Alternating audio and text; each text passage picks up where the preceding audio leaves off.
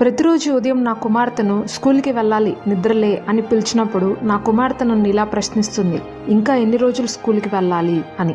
మనలో చాలామంది దేవుణ్ణి ఇలాగే ప్రశ్నిస్తాం, ప్రభువా నీ వాగ్దానం నెరవేరడానికి ఇంకా ఎన్ని రోజులు, ఎన్ని సంవత్సరాలు?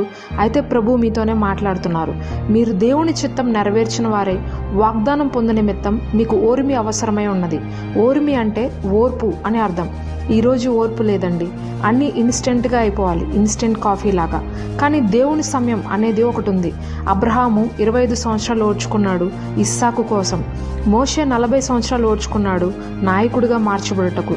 యోసేపు 17 సంవత్సరాలు ఓర్చుకున్నాడు ఐగుప్తు ప్రధానిగా మారుటకు.